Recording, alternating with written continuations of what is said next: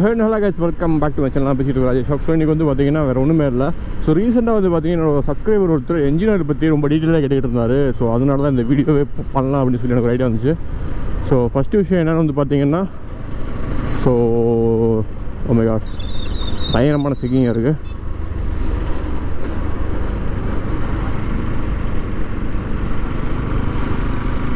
சரி, ஓகே, மேட்டருக்கு வருவோம். ரீசெண்டாக வந்து பார்த்திங்கன்னா இந்த மாதிரி என்னோடய சப்ஸ்கிரைபர் ஒரு கொஸ்டின் கேட்டிருந்தாப்புல, அதனால அந்த வீடியோ பண்ணுற பிளான் எனக்கு வந்துச்சு. ஸோ இது வரைக்கும் என்னோடய பைக் வந்து பார்த்திங்கன்னா ஒரு 60,000 கிலோமீட்டர் ஓவராலாக நான் கிளாக் பண்ணியிருக்கேன்.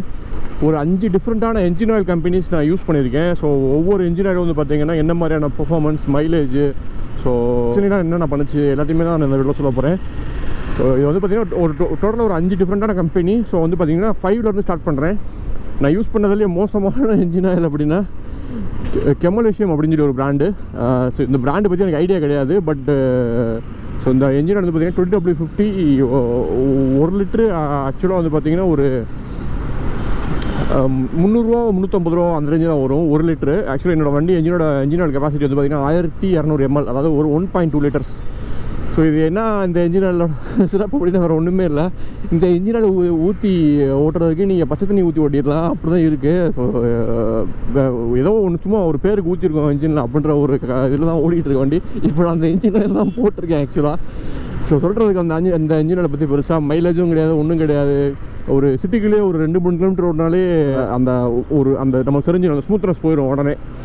ஸோ இது வந்து பார்த்திங்கன்னா அந்த செமோலேஷியம் ஆயில். ஸோ இதை நான் எப்படி சொல்லலாம்னா ப்ரைஸ் வச்சு நம்ம தான் கன்சிடர் பண்ணலாம். ஏன்னா இப்போ என்ஜின் ஆயில் அந்த என்ஜின் ஆயில் வந்து பார்த்திங்கன்னா ரொம்ப ரேட் கம்மி. ஷிட். ஸோ அந்த என்ஜின் ஆயில் ரொம்ப ரேட் கம்மி. ஸோ வந்து பார்த்திங்கன்னா அதுக்கேற்ற மாதிரி அதோட குவாலிட்டியும் இருக்கும்.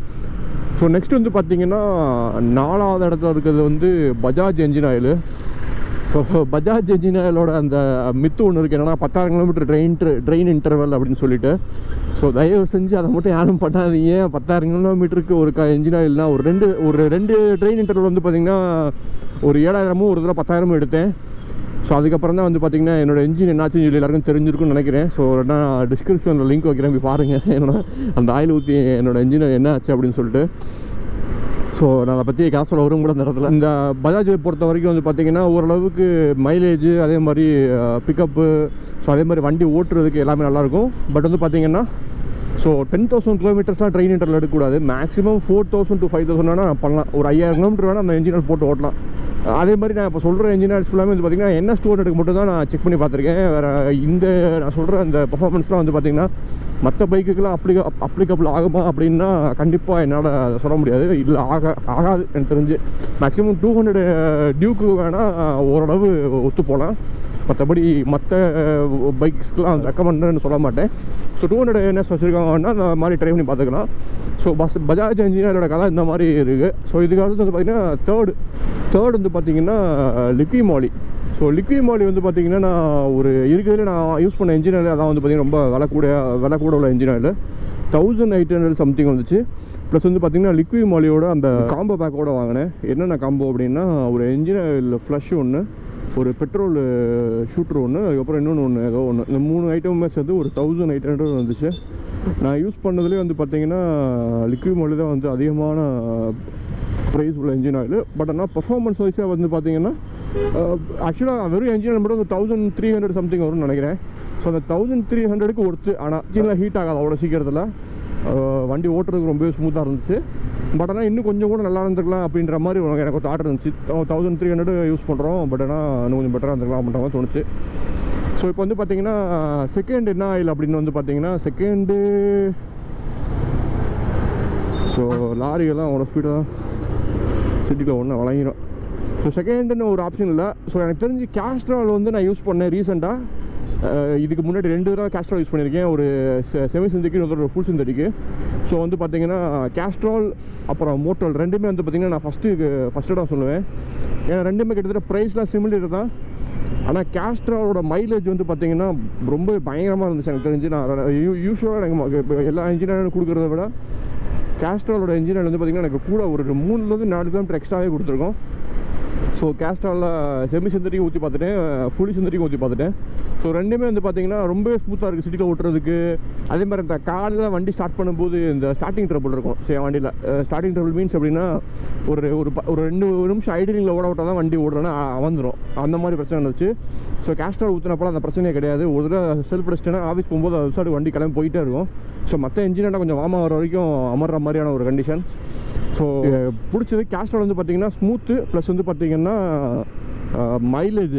ஸோ மோட்டல் வந்து பார்த்திங்க மோட்டல் எப்படி இருக்குது அப்படின்னு வந்து பார்த்திங்கன்னா, ஸோ மோட்டல் பொறுத்த வரைக்கும் மைலேஜெலாம் ஒன்றும் பெருசாக எனக்கு கிடைக்கல. பட் ஆனால் வந்து பார்த்திங்கன்னா ஹைவே பர்ஃபார்மன்ஸு. ஸோ இங்கேருந்து ஒரு 1000 கிலோமீட்டர் அட்டம்ப்டெல்லாம் அந்த கோவா ரைட் பண்ணப்பலாம் வந்து பார்த்திங்கன்னா அந்த ஆயில் தான் யூஸ் பண்ணேன். ஸோ போகும்போதும் சரி வரும்போதும் சரி ஒரு பர்டிகுலர் டெம்பரேச்சருக்கு மேலே என்ஜின் ஹீட்டே ஆகலை. ஸோ அது நல்ல மத்தியான வெயிலையும் சரி இல்லை நைட்டு அந்த பனிலையும் சரி, ஸோ என்ஜினோட அந்த டெம்பரேச்சர் வந்து பார்த்திங்கன்னா ரொம்ப அக்யூரேட்டாக மெயின்டைன் ஆச்சு. எனக்கு நல்லாவே ஃபீல் ஆச்சு. ஸோ அது போக வந்து பார்த்திங்கன்னா பர்ஃபார்மன்ஸு ஒரு 90-100 க்ரூஸ் பண்ணும்போதெல்லாம் வந்து பார்த்திங்கன்னா சூடான கத்தி எடுத்து பட்டரில் விட்டால் எப்படி ஸ்மூத்தாக இருக்குமோ அந்த மாதிரி தான் இருந்துச்சு. ஸோ செம்ம ஸ்மூத்தாக இருந்துச்சு. பட் ஆனால் சிட்டிக்குள்ளே யூஸ் பண்ணும்போது அந்தளவுக்கு ஒன்றும் சொல்லிக்கிற அளவுக்கு இல்லை மோட்டல். ஸோ மோட்டல் வந்து பார்த்திங்கன்னா ஹைவேல மட்டும் தான் நல்லா இருந்துச்சு. ஸோ இதுதான் மக்கள் ஓவராலாக நான் யூஸ் பண்ண 5 என்ஜின் ஆயில். ஸோ இந்த 5 என்ஜின் ஆயில் வந்து பார்த்திங்கன்னா சும்மா அந்த ப்ரொமோஷன் அந்த மாதிரிலாம் எதுவுமே கிடையாது. ப்ரொமோஷன்லாம் வாய்ப்பே இல்லை.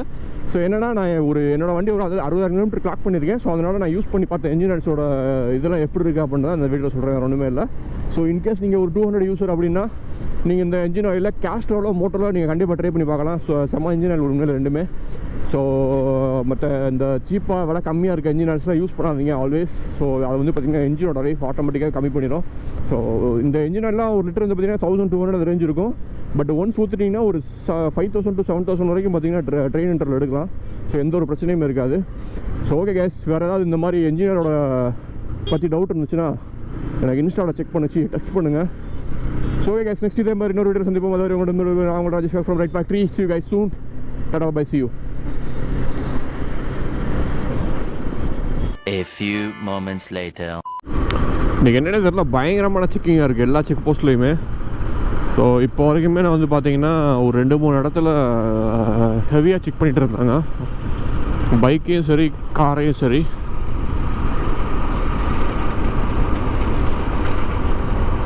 Oh my God.